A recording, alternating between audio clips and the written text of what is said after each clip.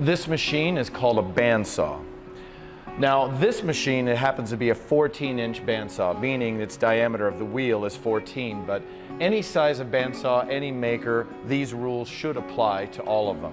The way that it works is it has a 14-inch diameter wheel on the top and the bottom, and a long continuous blade wraps around both, and the wheels just continue spinning, and the cutting is happening here, of course, where the blade is. Now the blade is just high centered on these two wheels. There's a high center here, and I can adjust the blade movement a little bit, but once it's in the middle, we just keep it running like that, and we can use it to cut, which means there's very little mechanically holding the blade in, so it's easy to pull off, and we'll talk more about that later.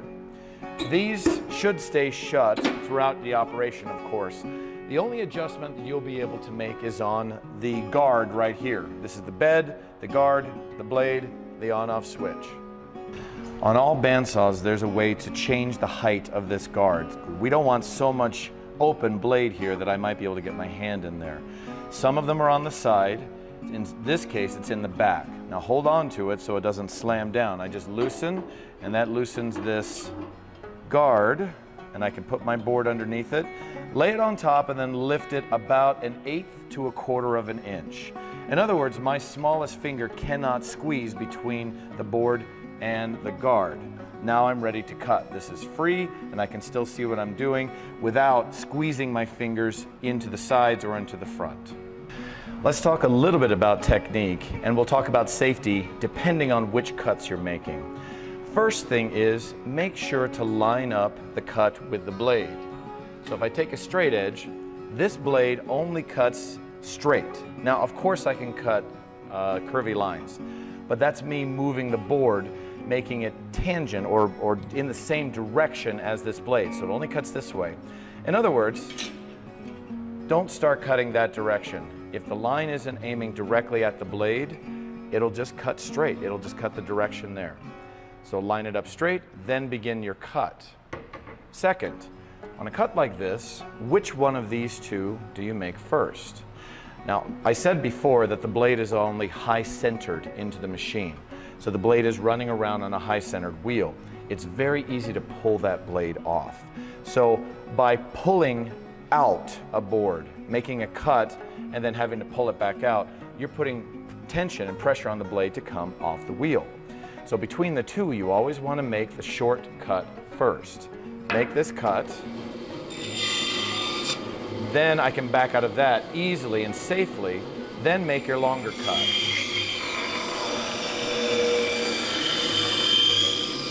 The piece falls out, and now I'm not forced to back out of it. Always reach around to get it from the back. If I'm making a long, curvy cut, and for whatever reason I have to stop and back out, if it's curvy especially, but if it's a long cut, turn the machine off. Then I can pull this all I want, and I'm not actually pulling it out of the wheels. So any long cuts you got to back out of, shut off the machine, let it stop. For cutting circular things, you still have the same issue. Let's say I'm trying to get rid of this center part here. Now this is a fairly big curve. It'll make it without squeezing the blade. The most common accidents happen when you're cutting a sharp curve without relief cuts. Now I shouldn't need them on this big one, but I wanted to talk about aligning still. I still have my ruler here, and it doesn't do any good. You know, if I'm cutting this way, my ruler is telling me I'm going to cut straight across and leave a big bulk of wood here. We want to cut a little closer to that line, so you want to turn it so it's tangent to the edge. Now inside, of course, but tangent. So as you're cutting, take your time and cut so this line is pointed straight, and you've got to continue turning while cutting forward. So I don't want to cut, stop, turn. As soon as I turn and I'm not moving forward, I'm putting tension on the blade. That's when it's going to break. So if you get it wrong, back up a little, start cutting again, and now I can turn earlier, turn through it. See, if I make a mistake, I'm getting too far off, back up a hair, and nibble a little more away. There we go. Notice I'm also not putting my hand in line with the blade. I have my hands to the side. So I'm cutting out. Now on sharp corners, I need to make relief cuts. So I simply cut all the way in, just shy of the line, and we make a series of cuts. Now when I go and cut this out, I take pieces out. So there's one piece. Cutting out these little pieces until you get them all. Now the cut itself is fairly jagged, and that's okay. There's just no way that I can make that perfectly smooth on the bandsaw. This extra that I've left leaves me room to sand it down to the line. Depending on if it's straight or flat or curved, I'll use a different sander. But now I can sand it to the line without all of these little notches and things that look bad, these little burns, because whenever I'm turning, you're pinching the blade just a little bit, of course, because the blade is flat and I'm wanting it to turn. Now that the cutting is finished, when is it okay to remove these pieces of wood, this scrap? You may have noticed that while I was cutting, I did not reach in immediately to get them out. At the very least, use a board to push them out if it's running. But if these are close to the blade, shut off the blade, let it stop, and then grab your pieces and throw them away. We want to stay at least 2 inches away from the blade, 2 inches in all directions.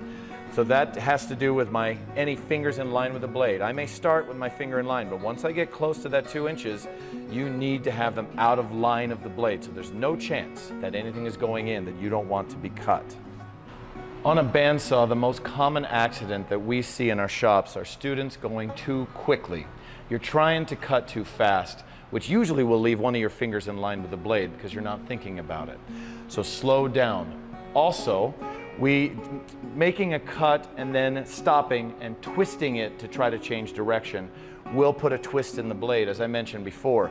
Putting that tension on a blade could break it. They do break over time, the fatigue, and then eventually they snap. And once in a while, I've seen blades that will come around, it snaps, hits the table, and will shoot off one direction or another.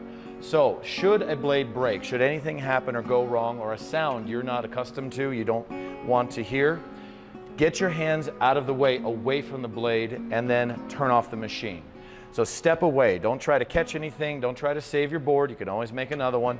Turn off the machine and keep your hands safe.